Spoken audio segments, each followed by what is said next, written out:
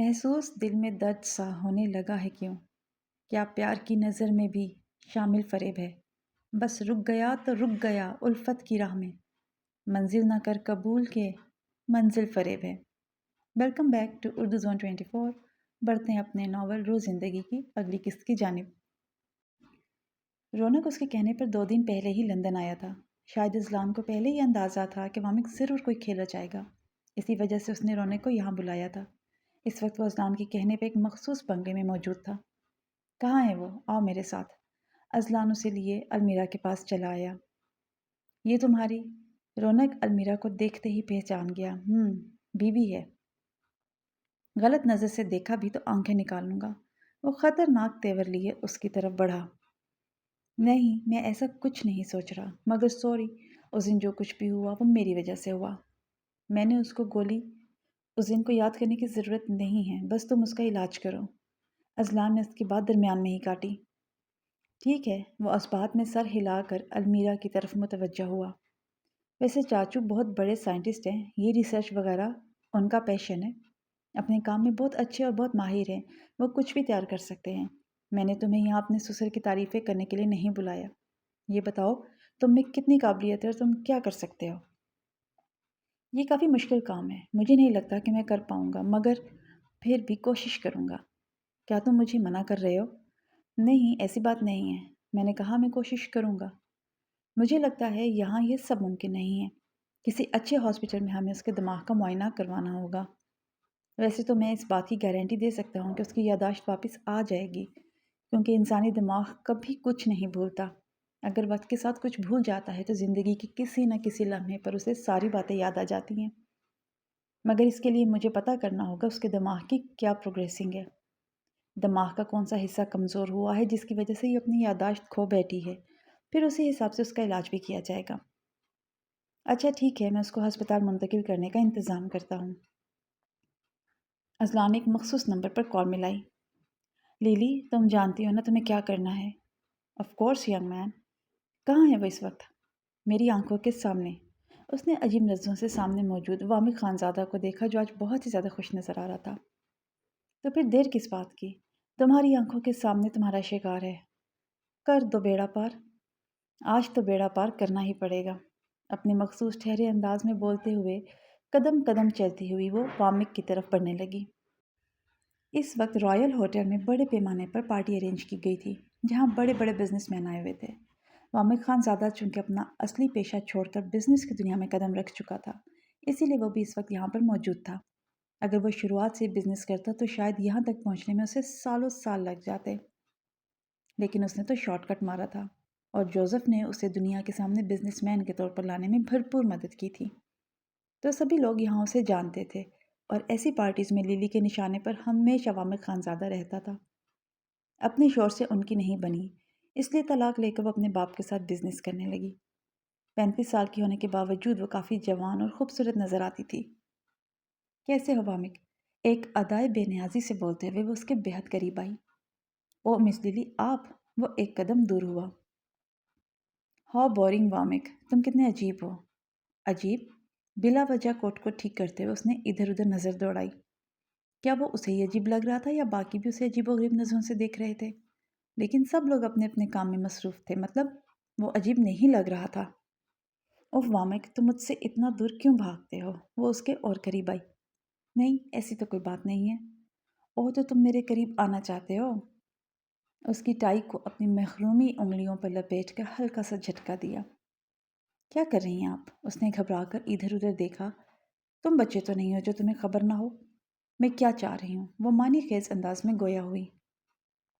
وامق، یہاں ہر کوئی چاہتا ہے لیلی کو کہ وہ لیلی اس وقت اس کو وقت دے، مگر میں اس وقت تمہارے پاس ہوں۔ جی جی، شکریہ آپ کا۔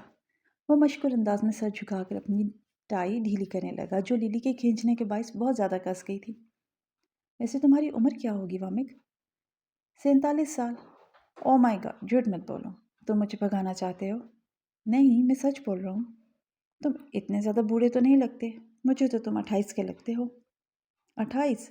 وامق کے گلے میں گلٹی ابھری۔ بالکل، کیونکہ تمہارے بال سلامت ہیں، ورنہ اس عمر میں تو لوگوں کے بال آدھے جھڑ چکے ہوتے ہیں۔ پیٹ بھی باہر نہیں نکلا، ورنہ تو 35 کے بعد لوگوں کی توند اتنی بڑی ہو جاتی ہے جیسے وہ 7 ماہ کے پریگننٹ ہو۔ نہیں، ایسی کوئی بات نہیں ہے۔ اگر ہیلدی فوڈ کھائی جائے، تھوڑی سی ورزش اور اپنے کھانے پینے کا دھیان رکھا جائے تو اس طرح کی حالت نہیں ہوتی۔ اوہ ہو، تم واقعی میں بہت بورنگ ہو۔ تمہیں کس نے کہہ دیا میں تم سے کوئی ڈائٹ ٹپ مانگ رہی ہوں؟ نہیں، مطلب میں بتانا چاہ رہا تھا جس طرح آپ بھی عمر ہونے کے باوجود… کیا مطلب ہے تمہارا عمر ہونے کے باوجود سے؟ کیا میں تمہیں بوڑھی لگتی ہوں؟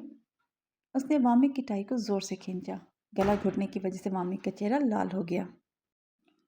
گستاخی معاف، آپ بالکل بھی بوڑھی نہیں ہیں، میں تو آپ کی تعریف کر رہا تھا۔ اس نے بامشکل یہ لفظ ادا کیے تو للی کا غصہ کچھ کم ہوا۔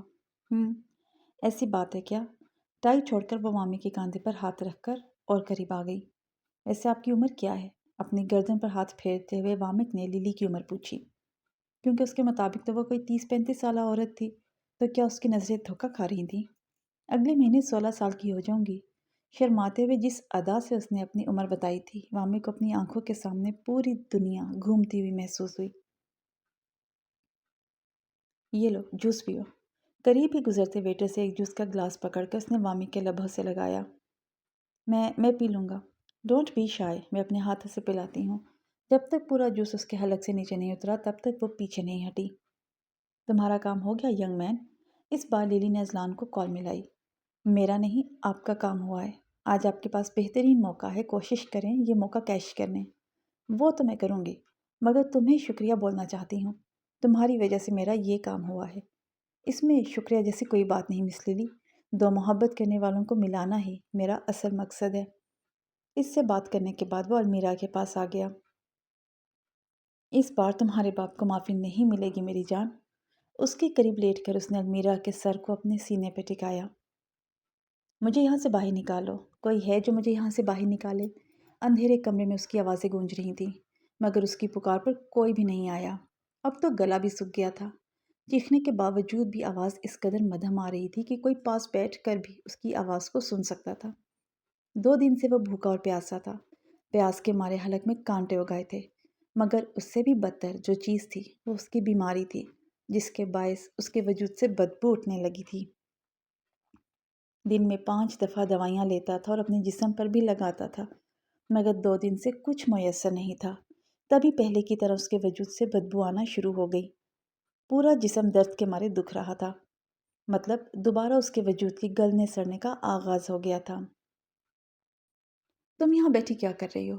تمہیں تو گھر کے اندر ہونا چاہیے۔ بلڈنگ کے باہر والے پارک میں اس وقت وہ بینچ پر بیٹھی نہ جانے کن سوچوں میں گم تھی۔ اب اس کے پکارنے پر بھی اس کی سوچوں کا تسلسل نہیں ٹوٹا۔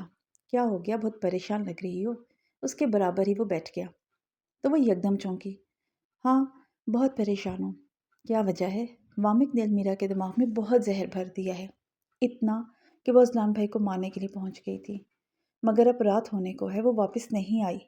اشنا کا لہجہ گلوگیر ہو گیا۔ چہرے پر پریشانی کے آثار صاف نمایاں تھے۔ ابرز نے گہری سانس لے کر اس کے چہرے کی طرف دیکھا۔ تمہیں پریشان ہونے کی ضرورت نہیں ہے۔ میں کیوں پریشان نہ ہوں؟ مجھے فکر ہو رہی ہے، نہ جانے وہاں کیا ہوا ہے، کہیں اس نے سچ میں گولی تو نہیں چلا دی۔ تم بھول رہی ہو وہ اذلان بھائی ہیں، اور المیرا کی بھلے یادیں دھندلا گئی ہیں، مگر وہ آج بھی بھائی سے محبت کرتی ہے، تو وہ انہیں نہیں مار سکتی۔ ابرز کے تسلی دینے کے بعد بھی اسے سکون نہیں آیا، لیکن پھر ابھی تک وہاں سے کوئی خبر کیوں نہیں آئی؟ نہ المیرا آئی ہے اور نہ ہی بھائی۔ وہ پریشانی میں اپنا سر تھام کر بیٹھ گئی۔ میں نے کہا اتنا پریشان ہونے کی ضرورت نہیں ہے، اور المیرا اب تک واپس نہیں آئے گی جب تک اس کی یادداشت واپس نہیں آ جاتی۔ یہ سب تمہیں کیسے پتا؟ اس نے اشنا کے سر پہ جیسے دھماکہ کیا ہو۔ کیونکہ میری بھائی سے بات ہو گئی ہے، ان کا علاج کروا کر یادداشت واپس آنے کے بعد یہ المیرا کو یہاں وہ لے کر آئیں گے، پھر وامک کا اصل انصاف ہوگا۔ اس نے بھائی کے ساتھ بہت برا کیا ہے، اور اس بار جب سب کچھ ٹھیک ہونے والا تھا تب بھی انہوں نے فساد پھیلانا بند نہیں کیا۔ او اللہ، شکر ہے سب ٹھیک ہے۔ وہ تشکر کا سانس بھر کے رہ گئی۔ اب اگر تمہاری ٹینشن دور ہو گئی ہو تو جا کر اپنا پاسپورٹ اور باقی ڈاکیومنٹس لے آؤ، ہمیں پاکستان جانے کی تیاری کرنی ہے۔ مگر ابرز ایسے حالات میں… اگر مگر کچھ نہیں، یہاں سب کچھ ٹھیک ہو جائے گا، تم فکر مت کرو۔ وامک کا برا وقت شروع ہو چکا ہے، جاؤ۔ اس وقت وہ گھر میں نہیں ہے، اسی لیے تمہیں اس کے سوال کا جواب اور اس کا سامنا بھی نہیں کرنا پڑے گا۔ ہاں ٹھیک ہے، وہ اٹھ کر مامی کے فلیٹ میں چلی گئی تاکہ اپنے ڈاکیومنٹس لا کر اس کے حوالے کر سکے۔ کمرے میں کسی صنف نازک کے رونے کی آواز پر اس کی آنکھ کھلی۔ حیرت کی بات تھی، اس کے آس پاس سے کسی کے رونے کی آواز بھلا کیسے اسے آ سکتی ہے؟ وہ بھی عورت؟ ناممکن۔ اس سے بھی زیادہ حیرت اپنے وجود پر ہوئی، جس پر کپڑے ہی نہیں تھے۔ ایسی حالت میں تو وہ کبھی اپنے گھر کے اندر بھی نہیں سوتا تھا۔ اب اگر تمہارا سونا پورا ہو گیا ہو تو اٹھو۔ روتے روتے لیلی نے مامک کو جھنجھوڑ ڈالا۔ اس کے کمرے میں لیلی اور وہ خود برہنہ حالت میں۔ تیزی سے اٹھ کر اس نے اپنے وجود کو ڈھانپنا چاہا، مگر یہاں تو کچھ موجود ہی نہیں تھا۔ بیڈ شیٹ بھی لیلی نے اپنے ارد گرد لپیٹ رکھی تھی۔ یہ سب کیا ہو گیا؟ وہ حقیقتاً بوکھلا گیا تھا۔ لیلی، یہ سب؟ بیڈ سے نیچے بکھرے کپڑے پہنتے ہوئے اس نے لیلی کو پکارا۔ خبردار جو تم نے اپنی زبان سے میرا نام بھی لیا، میں تمہارا منہ توڑ دوں گی۔ مانا کہ میں تمہاری خاطر اپنے دل میں نرم جذبات رکھتی تھی، لیکن اس کا مطلب یہ نہیں تم میری عزت ہی لوٹ لو۔ مگر لیلی، یہ سب بس خاموش۔ اس نے مامی کی بات کو درمیان میں ہی کاٹ دیا۔ جانتی ہو، اب تم کہو گے یہ سب کچھ نشے میں ہو گیا۔ تم یہ سب کرنا نہیں چاہتی تھی، یہ صرف ایک غلطی ہے۔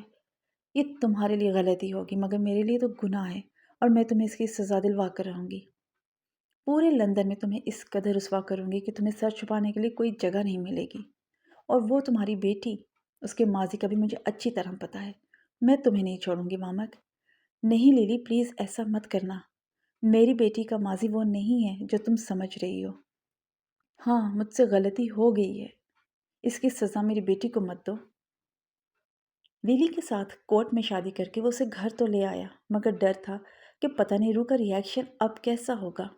کیا سوچے گی کہ اس کے باپ کو اس عمر میں شادی کی ضرورت کیوں پڑ گئی؟ ویسے تو وہ خود بھی وامے کو شادی کا اکثر بولتی رہتی تھی، لیکن پھر بھی یہ سب فیس کرنا اس کے لیے کافی مشکل تھا۔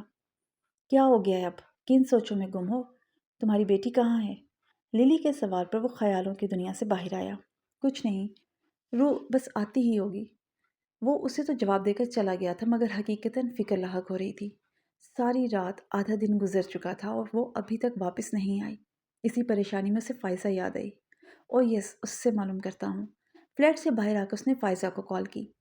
1 2 3 مسلسل کالز کے بعد بھی اس کی طرف سے کوئی رسپانس نہیں آیا۔ یہ کہاں مر گئی؟ اس کو میں نے ہمیشہ اپنی بیٹی کے ساتھ رہنے کا بولا تھا۔ اگر آپ کو ناول پسند آ رہا ہے تو چینل کو سبسکرائب کرنا، اس ویڈیو کو لائک کرنا مت بھولیے۔